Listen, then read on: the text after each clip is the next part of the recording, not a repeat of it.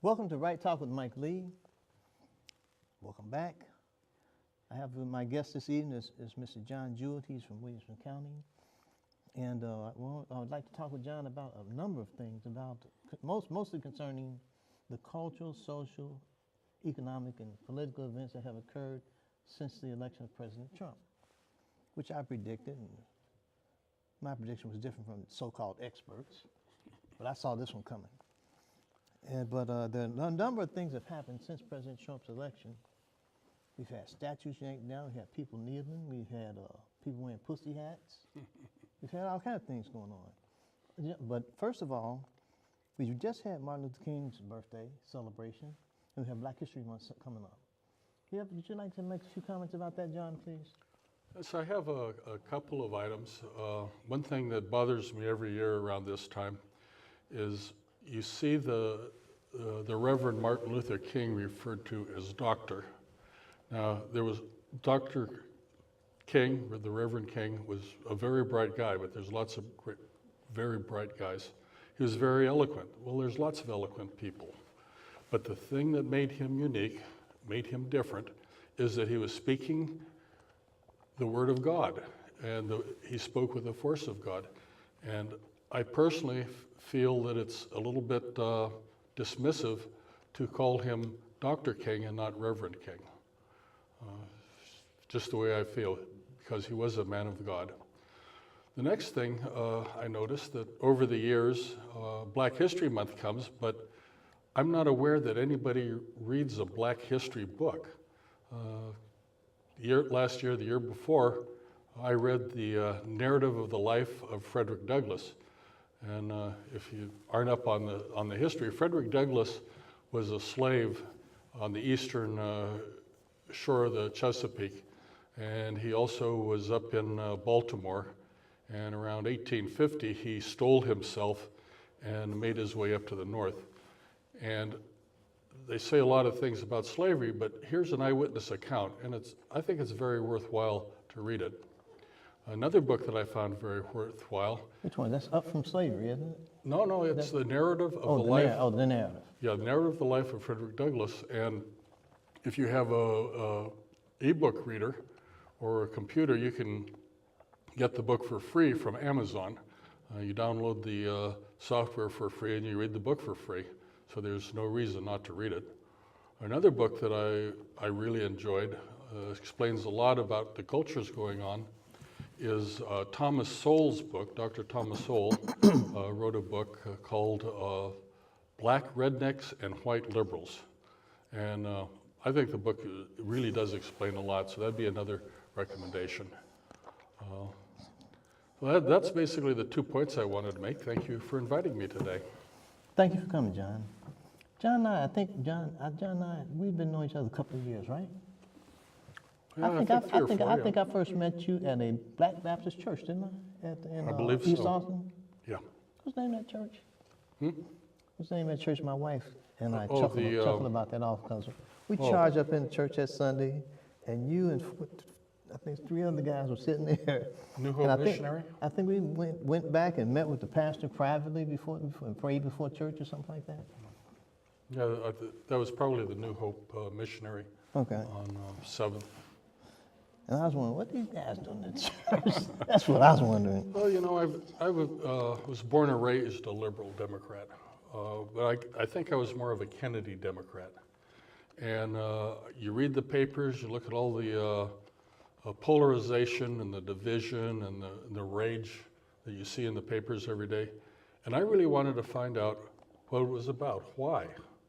Maybe I could do something. So I spent a couple of years going to that church, and I don't know, I just got discouraged and went on, but it was very valuable for me to spend that time. It really did add to my understanding. Well, you know, I think, John, that the election of President Trump has revealed a lot about American culture.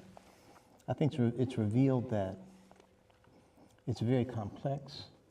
It's revealed that, I think, it's revealed that liberals are lying. We know they're killers. Yeah.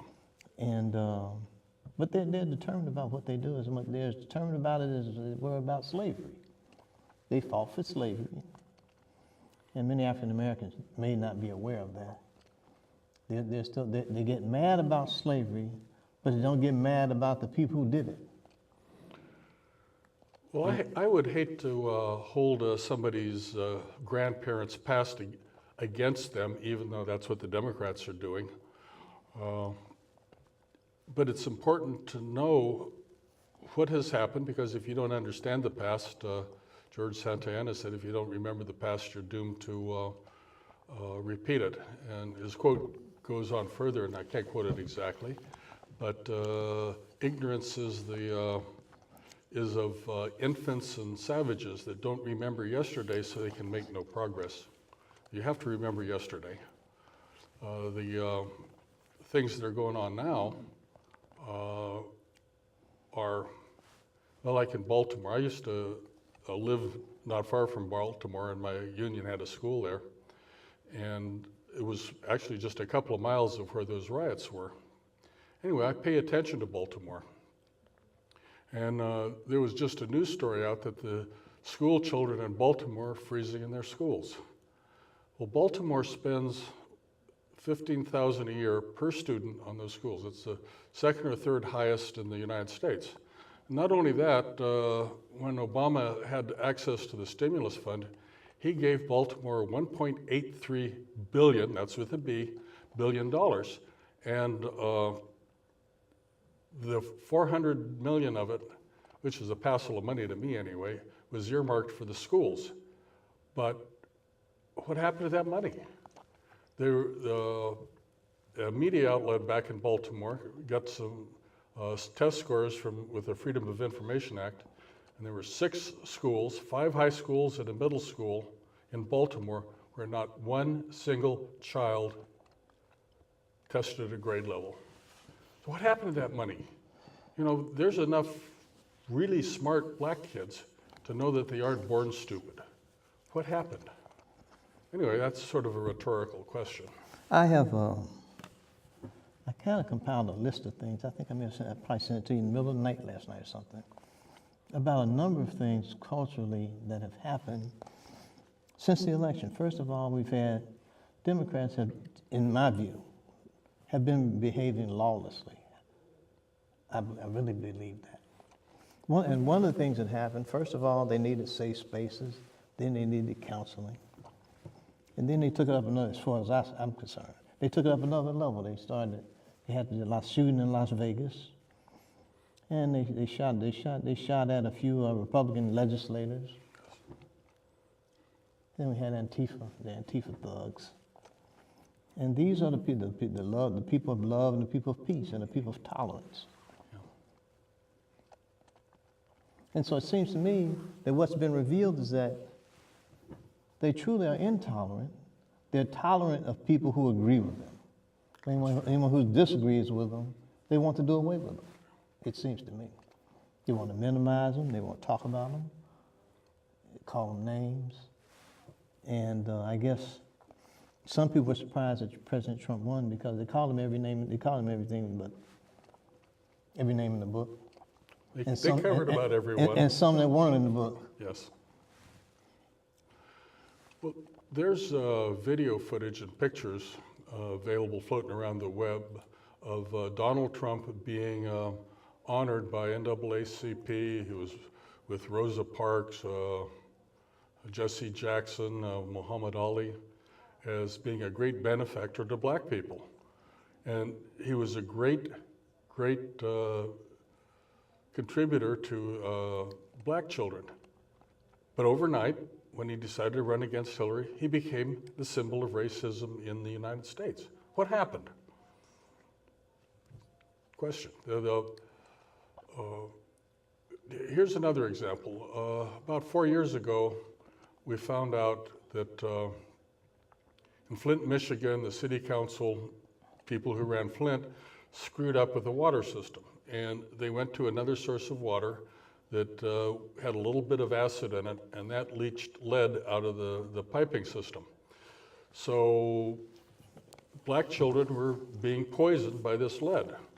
And there was a big controversy about it, but they didn't do anything. In a time period while these children are drinking contaminated water, President Obama sends billions of dollars, pallets of literally cash and gold, to the Iranians that hate us. Meanwhile, the children of Flint are drinking poisoned water. It wasn't mentioned widely in the press, but President Trump gave Flint, Michigan, I think it was $100 million to fix the problem. You know, it's just that kind of stuff that we don't even hear about. Well, it seems to me that mainstream media is really just a wing of the liberal wing of the Democratic Party, and they actually, it seems to me, they really don't want President Trump to succeed. Even though if he succeeds, presumably everyone would benefit. So they're really not for Americans, it seems to me. They're really not they're for themselves. And I think that's borne out in a lot of the measures that are backed by the so-called Congressional Black Caucus. Yes. Which I call the Congressional African American Caucus, because they were created in America. Black people came from Africa. They recognized it from Africa at some point.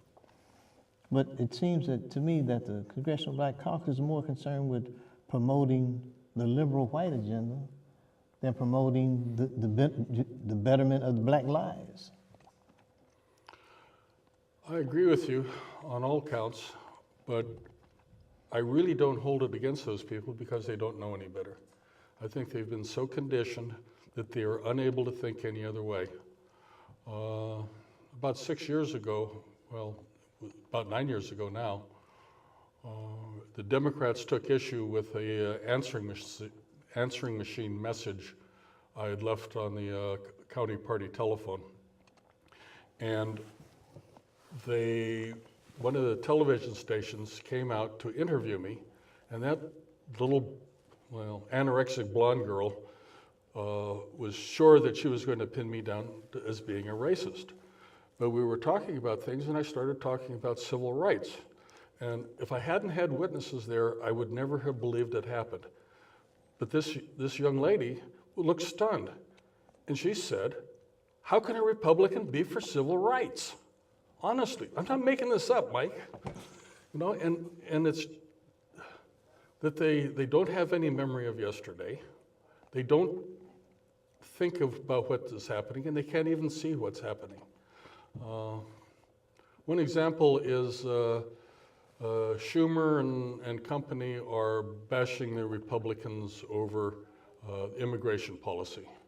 But if you go back, you can see, you go back to one of Clinton's State of the Union speeches.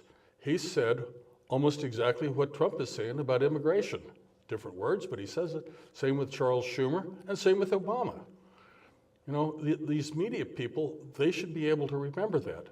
Now, I think the great thing about the modern media, the alternate media, is there's a whole lot of people that remember this stuff and look it up. And if you couldn't see the footage of Schumer and Obama and Clinton talking about how we got to get these illegal aliens out of our country, you wouldn't know they were hypocrites. Well, it seems to me that seems to be a general assumption that the mainstream media I think they think the American people are dumb. Yes. And that they're smarter, and that the American people are supposed to do what they think should be done, Yes. rather than make decisions on their own, that they should make the decisions for them, that they know better. Which is a joke to me. Well, I'm sure you know who Mika Brzezinski is. Yeah. Okay. She said on air, it's our job, the media's job, to tell people what to think. I don't think so. No, it's not her job. Just give me the facts and let me figure out. Okay, that's it. That's all your job is. But to have that arrogance, you know, the stuff that goes on.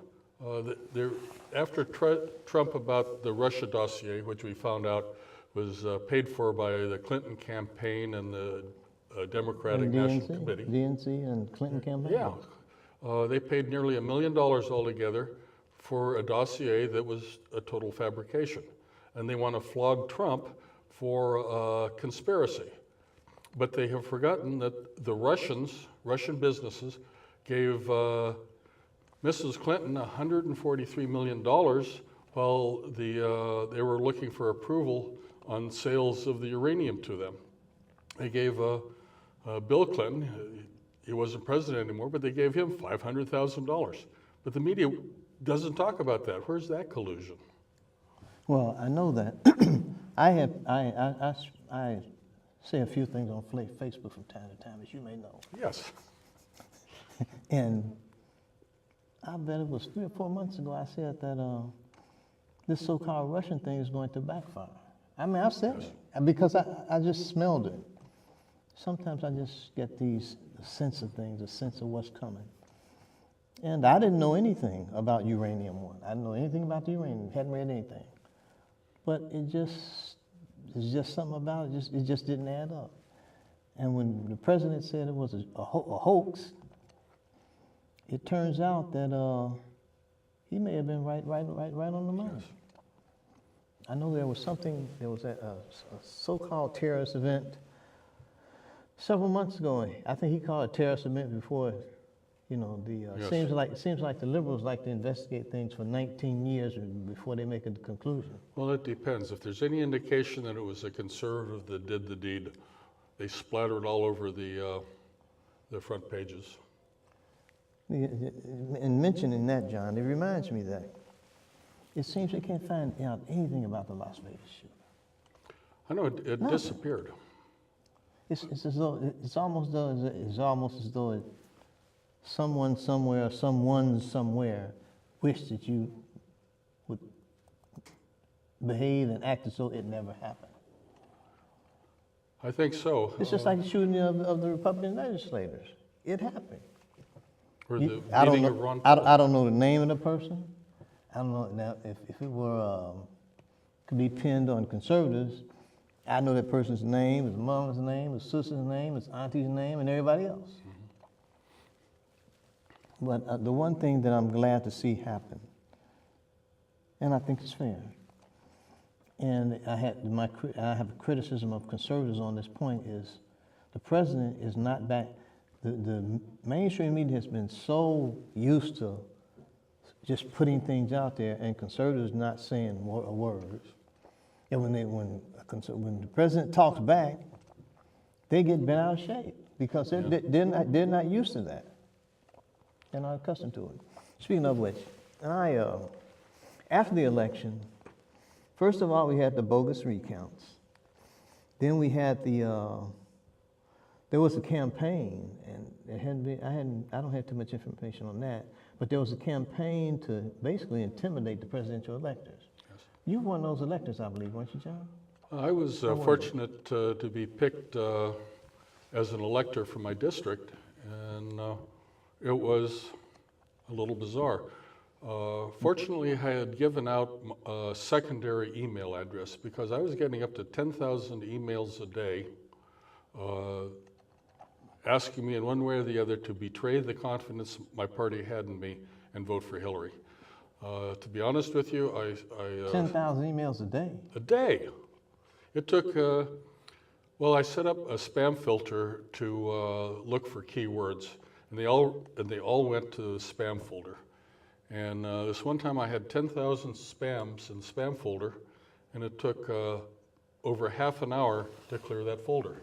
Now, you seem to me to be a curious man, and my sixth sense tells me you read at least one of those emails. Well, some of them I read, and the ones that were the funniest were the obscenities. They tell me how stupid I am and what a pig I am and other things that you can't even imagine. Well, maybe you can imagine, but I can't say them here. Yeah, you're not supposed to use bad language. Yes, I know. I'm trying. Okay. I was a sailor all my life, you know. Okay. But yeah, some of the stuff was, most of it was respectful. And then after they finished talking about it, they asked you not to vote. They asked you to vote for them. Yeah, and it's fallen off, but for 6 months after the electoral vote, I was still getting when...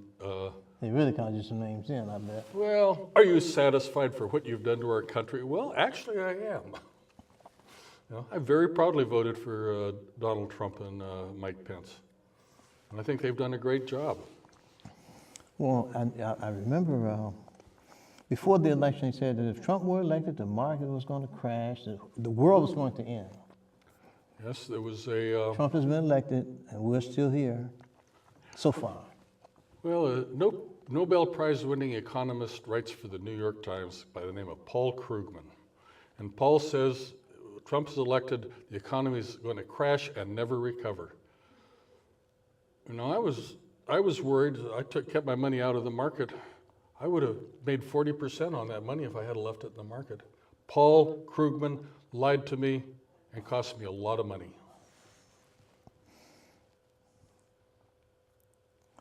Now, before the election, I had occasion to find a number of videos that depicted Trump's support of and endorsement by a number of religious leaders.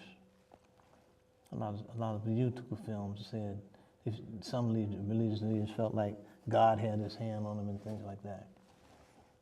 And on a certain spiritual level, I believe that America dodged a bullet on this election, because I believe that the liberal forces had planned on having just a free fall. And because they're not having a free fall that they had anticipated, they're really mad. They are. They're really mad. But then again, my conservative brethren, on the other hand, I don't know that they're gearing up to try to keep things going, because it seems that the liberals are getting locked and ready in terms of trying to do something to take over anyway, as though the election didn't happen. They refer to it as the Trump derangement syndrome. All these people are really driven over the edge into lunacy.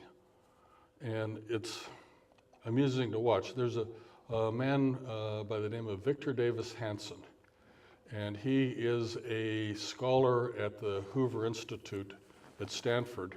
He's a classical historian and writes a lot about military history. And he has a very interesting take on this. Donald Trump, when he became president, had a real problem because he couldn't get his message out through the media. You know, if he was a Democrat, the media would be all over 24/7 to repeat what he had to say. But some of the stuff he says just plain disappears. So the technique that he has chosen is in tweets. And it drives the liberal media nuts, because there's nothing they can do about it. And he'll tweet something that seems to be really off the wall, and the liberal media will go postal on it. Then a couple of days later, people look at it, the controversy says, you know, he had a real point there. You know, here's something that you probably haven't noticed, but my father, about 1958, was the executive officer of the Military Armistice Command in South Korea. And he had to deal with the North Koreans. And he told me things that I didn't understand. For example, that it was pointless to negotiate with the North Koreans. Well, communists think that peace and negotiations is just another phase in the war of total destruction. So they were just keeping things going. And the North Koreans found that if they acted irrational and threatened to blow up the world, that the West would give them everything they wanted. I think it was Clinton that negotiated with North Korea, gave them diesel oil and nuclear reactors, and got a promise that they'd never make a nuclear bomb. Well, that didn't work out very well. But Trump comes along and calls their dictator, Rocket Man? yeah, Little Kim the Rocket Man. And everybody goes crazy. But North Korea has offered to join with South Korea at the Olympics that are coming in South Korea. It looks like Trump has actually been able to bring them back to the negotiating table in good faith. Well, it seems as though to me that liberals believe that they know it all. I think they have a God complex personally. Yes. That's just my personal assessment of the situation. They think they have say so over life and death, the climate, what sex you are. You can change your sex by thinking about it. What sex do I want to be today? If I choose to be a girl, can I get in the girls' shower? That's a joke, Mike. No, that's serious talk. That's a serious thing. It's insane. And what I find really disturbing about it all, I guess I had to borrow from my brother Apostle Claver in Houston. Sure, I know. From Raising Elder Radio. He was on the show once, but he calls them jackasses. I think they're just nuts. Yes. I mean, it used to be that when you were out of touch with reality, that you needed some kind of psychological or counseling. Now, if you're a certain gender and you think you're another gender, something is wrong. It's not that complicated. It's not that sophisticated. But I have a little brother who buys all that garbage, and he says to me, that you're not supposed to ask a person, what are you? You're supposed to ask them, who are you? Well, what they are usually is pretty obvious. So I don't know that you need to ask them what you are. Although I am a little bit amused that now I believe that sex is determined genetically. Okay? That being said, the liberals say that you can choose your sex beyond what your genetics have determined.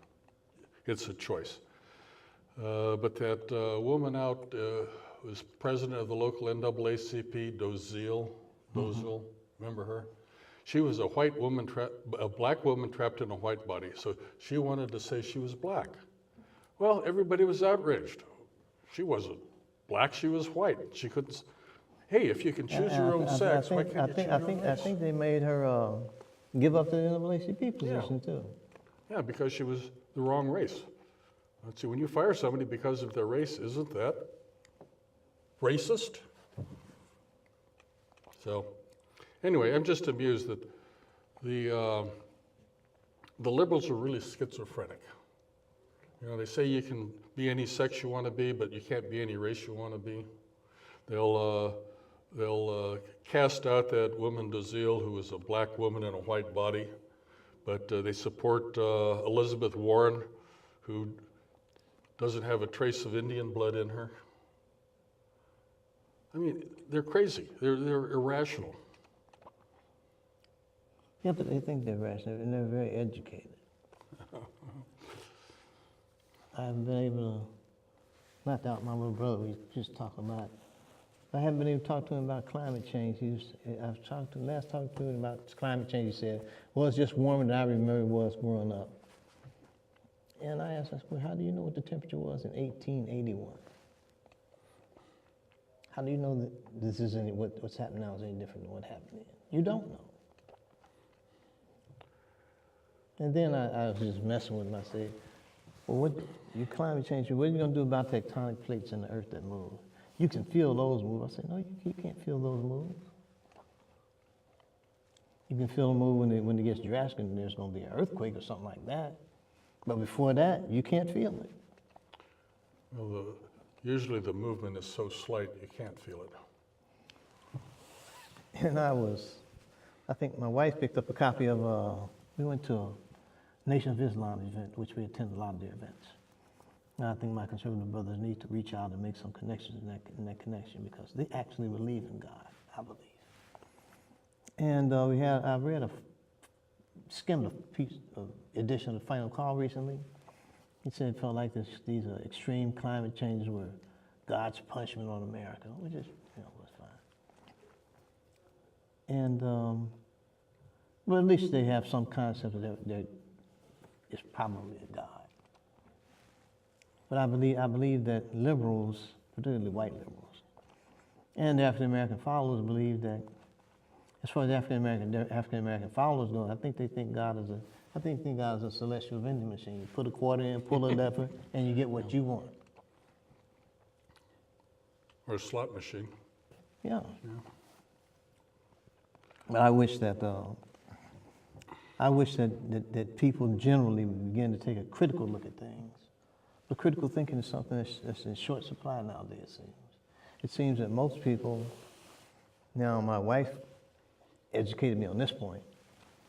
She told me that most people are looking for someone to follow. And I didn't know that. Because I think when one looks at the world, you think you have a tendency to believe that everyone looks at the world kind of the way you look at it. And I'm not looking for anybody to follow. I'm just trying to figure some stuff out. Using what little education I have or may not have, and my common sense. Now, I've spent a few years in school, and I appreciate the education I have received and I earned it. But the one thing that I don't try to avoid and don't try to forget is my common sense. And it seems to me that in order to embrace many things about liberalism, you have to just take your common sense and check it at the door. Yes. When you look at history, which if you don't remember it, you're really screwed. If you look at history, socialism, various stripes of socialists, and there's all kinds of socialists that basically want to control people's lives. They have murdered on the order of 200 million people in the last 100 years. Every place it's been tried, from Peronism in Argentina to the Bolivarian Revolution and its collapsing in Venezuela, Marxist-Leninist communism in China, Vietnam, the Soviet Union, and the National Socialism that were the Nazis in Germany, it just doesn't work. It has never worked. And now here's what's so exasperating. You get kids that coming out of college that vote for a socialist Bernie Sanders. Kids, it doesn't work. It kills people. Now, if you look at Venezuela, look up the news on Venezuela, see what's happening. Children starving to death. Or the news on in Britain, the National Health Service is too busy, so they just canceled 50,000 operations. 50,000 operations. In Sweden, they're having so many problems that vigilante militias are starting to form now. It's just frustrating when you see kids that are so absolutely ignorant of history. Well, that's one thing. Another thing that's been revealed since Trump has been elected is that the institutions, colleges and universities, rather than being institutions of thought, they're institutions of indoctrination. Kids don't learn anything. I can't say they don't learn anything. They learn to repeat and believe what they are told. I think we've had college professors talking about Texas deserved the hurricanes because they voted for Trump. You had Nikki Giovanni, I think she teaches at Virginia Tech. She went to school with one of my older brothers. She said that a vote for Trump was a vote for slavery. I haven't seen a slave anything yet. And these are educated people that say this. And people listen to them. I think there are two things going on in higher education today. One, you have really good STEM, science, technology, engineering, mathematics courses that are really good, really rigorous, and turn out some really bright people. But the liberals from the 60s took over the schools, the liberal arts part of the schools, and you're right, those are departments of indoctrination. And they're dumbing the courses down so they can get more students, which means they get bigger budgets, they get more money, and all those students that come through and go to these worthless classes, they become nothing but debt slaves to the liberal agenda. And kid spends 4 or 6 years going to college, and all he's qualified to do is be a barista at Starbucks. I don't have anything against baristas, but come on, that's a starting job, not an ending job. Most of them can't write a good sentence. Yes. That's the one thing that's been revealed to me by Facebook. They don't. Too many people don't know basic English. Yeah. They don't know what an apostrophe is for. They don't know what a possessive tense is. And from what I gather, the extent to which you are proficient in communicating is an indication of the level of and your ability to actually critically think. And these are crucial issues. And now my wife, she has a way of getting me attuned to like normal stuff. And she says to me one time, she says, "What do you think about doctors and lawyers coming out of these dumbed down education systems?" And it gets kind of scary because you get a situation where someone has literally been passed through, and they may not have absorbed what they need to absorb. And so, when I look at things from a medical standpoint, I now view my cardiologists and other medical professionals. To me, what they say is like advisory only. I check for myself, and plus they have all these drug ads on TV. and these drug ads will tell you, ask your doctor about this. Yeah. And I'm listening, I'm thinking, you ask your doctor about that? They're telling you to ask the doctor? Shouldn't the doctor know about that stuff? Shouldn't you be rely on him instead of him relying on you? And then ask your doctor about this, but he's getting all that money, and you're asking him about this. So you're doing part of his work yourself. So it seems to me, when in a medical situation, you need to double check yourself. And what I started doing is just checking myself. So I took a little chemistry and all that kind of stuff. As a matter of fact, at one point in my life when I had the crazy thought of going to medical school or law school, and then at one point I thought about going to both of them. So I took a little chemistry. I know a little bit. I didn't know something to hang my hat on. So anytime the doctor makes a recommendation to me, or I'm going to try a new supplement or something like that, I check out the chemistry of it and see what's happening, because you have to look out for yourself. Because I've learned that doctors, and God bless them, I don't knock them for it, they're trying to make money. Yeah. Me, I'm trying to stay alive. And those two things are not necessarily consistent. They're not the same. They may be at odds with each other at points. Yep. But getting back to this political stuff, which I just love.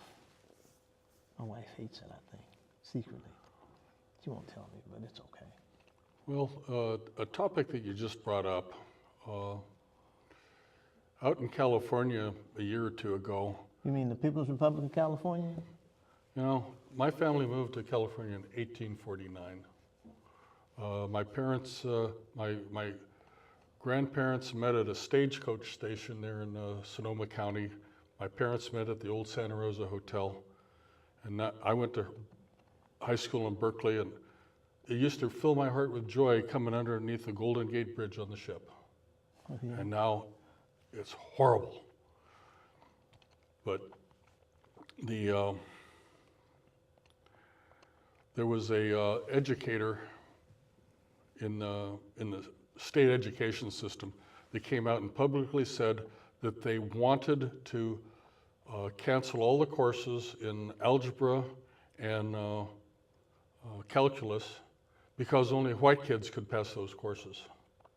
Do you have an inkling of how racist that is? Are black kids and brown kids too stupid to learn math? I don't know. You ever see the movie Stand and Deliver? Yes, I have. Okay, Jamie Escalante taught in the barrio, and he produced 1/4 of all the advanced placement math students that were Hispanic in the United States. If Jamie Escalante can do it, why can't the other teachers do it? And that's why they had to get rid of the boy. They fired him? Yeah, they forced him out of the school system because he is showing up everybody else. You know, here he's producing these really, really educated Hispanic kids. Now the state of California says they aren't smart enough to pass the tests. Oh, what's going on?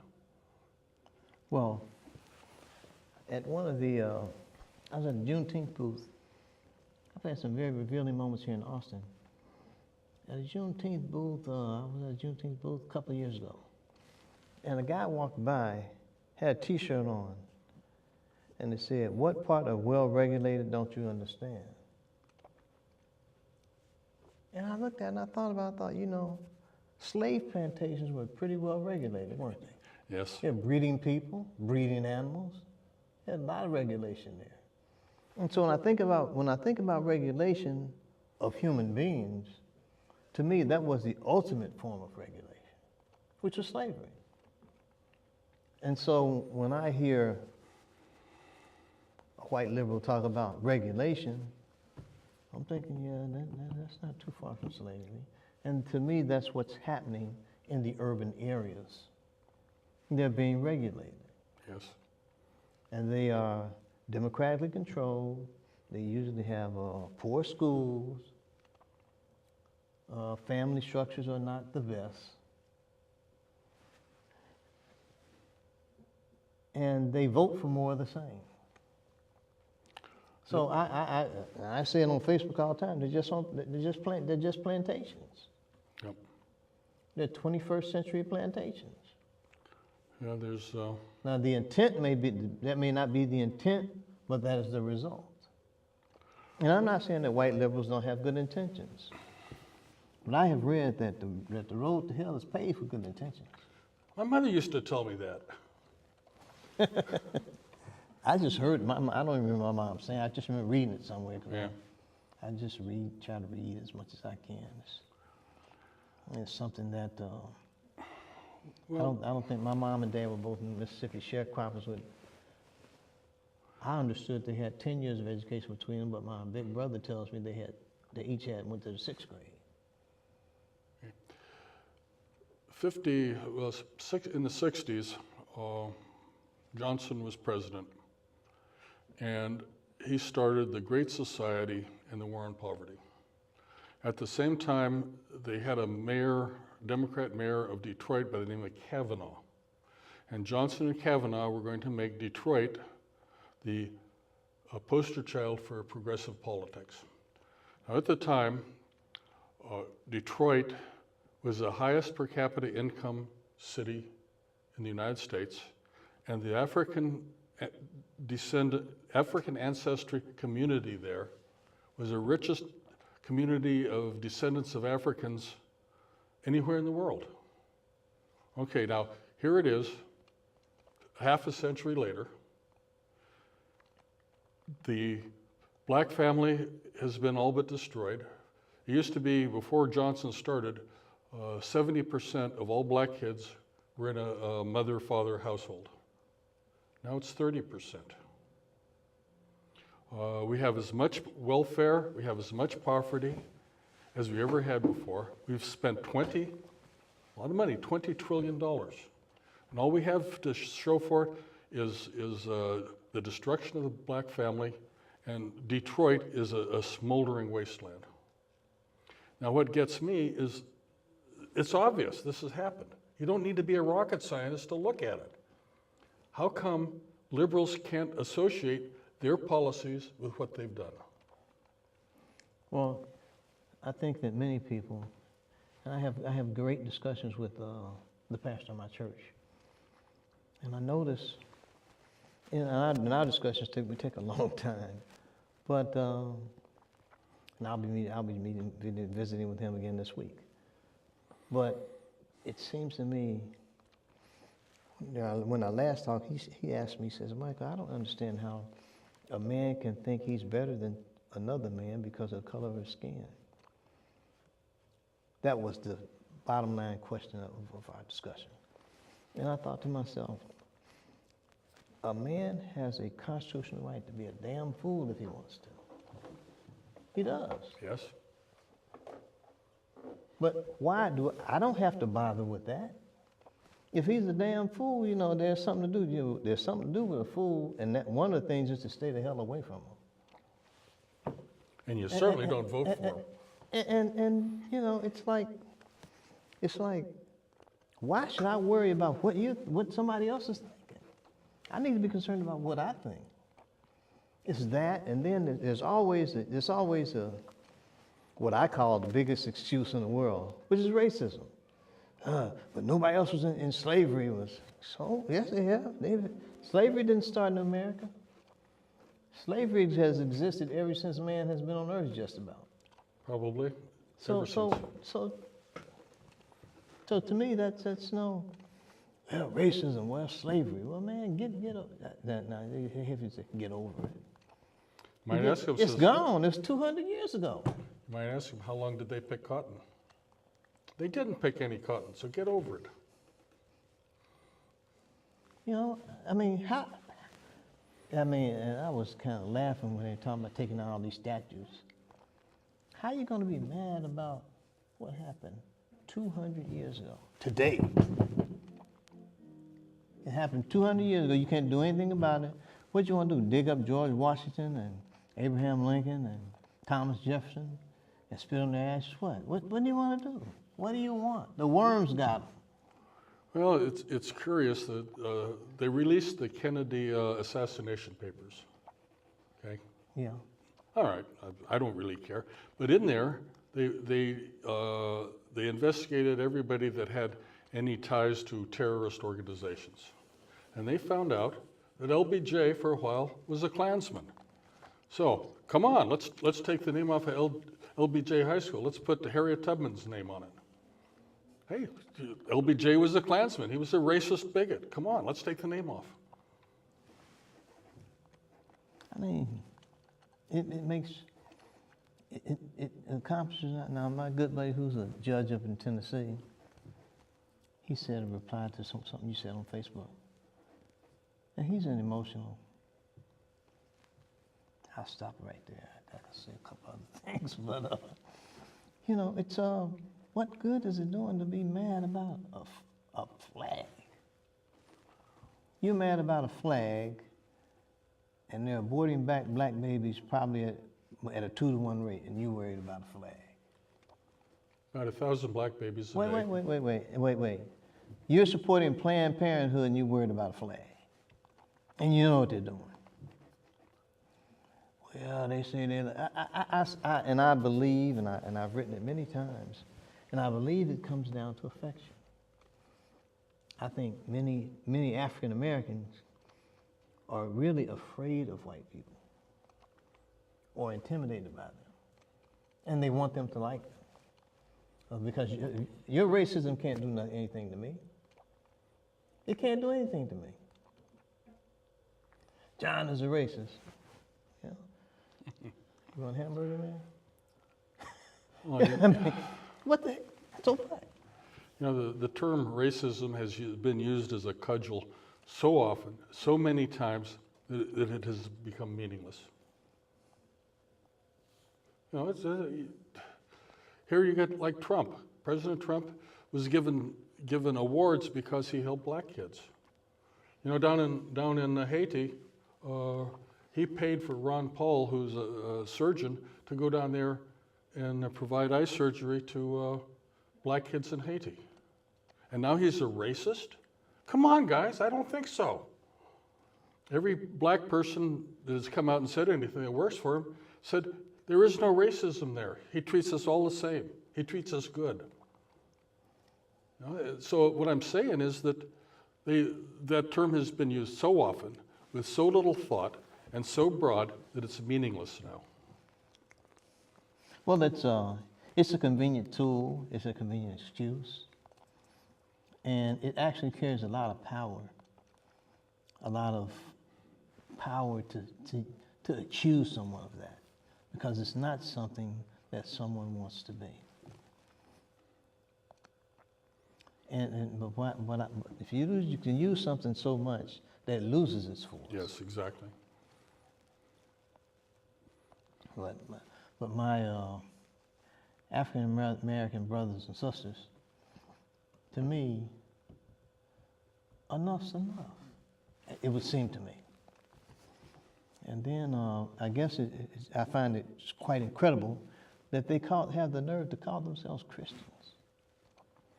And all they say is, what about help your brother? What about help your damn self? What's wrong with that?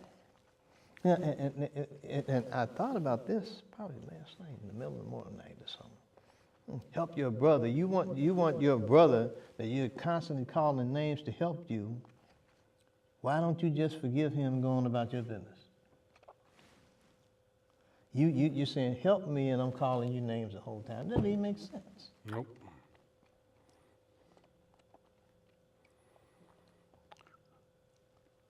In the meantime, this person that says they like you is killing your young ones.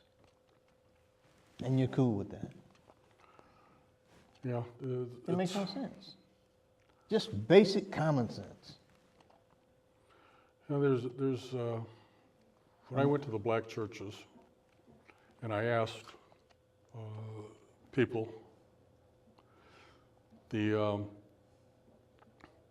have you ever heard a prayer asking God to soften the hearts of one of these women that's going to kill their babies? And they never have.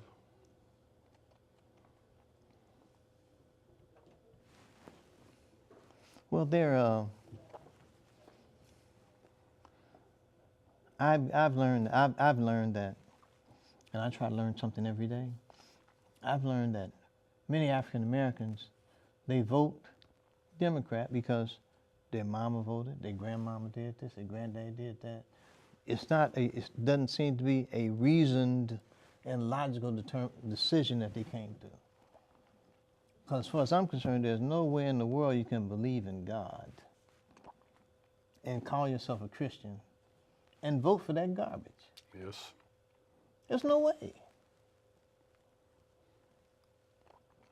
And it's my buddy Jenkins, who's the one who's judge up in Tennessee, the one who replied to your deal, saying, say that to the people waving the Confederate flag. And then he had the damn nerve to say, we're talking about something here. He was just made a decision about something he thought about render unto Caesar. That's in the Bible. And he's a pretty smart guy. Never could beat me. And I told him that when I met him. I'm a National Merit Scholar. I said, I'm Mike Lee. I do what I want to do. That's what I do. And you'll never beat me at nothing, because I will do things that you're not willing to do. I will stay up all night. I will fight to the death. And some people have that part of their personality, some people don't. But I want to thank you, John, for coming on my show. That way I don't have to sit here and talk to myself. But they say it's okay to talk to yourself as long as you don't answer yourself. Hey, I'm the only one I can get a straight answer from. But, I got to, there's a Rally for Life this coming Saturday at the Capitol. Yes. I plan to be there. And I hope that anyone who views my show either plans to be there or at least put it in your prayers, and let us have your sympathy and your prayers and attention. I think this is an opportunity for people to stand up for what is right, because life is life. I did a couple of earlier shows on Planned Parenthood and their butchering practice and their marketing of human body parts. And unfortunately, I believe that many of these body parts may be body parts of African Americans. Of course. And they're probably used to maintain the lives of the white people that you complain about, or that you're suckers for if you happen to be a Democrat. Because, you know, Christians in name only, I guess that's something I borrowed from Apostle Claver. He calls them Christians in name only. They're Christians until their brothers doesn't help them, and even though they can help themselves. It makes no sense to me. Thank you for coming on the show, John. I'll probably have you on again with another guest, and we can get a good little discussion and argument going on. Okay, if you want to do global warming one of these days, I can talk an hour just all by myself on the subject.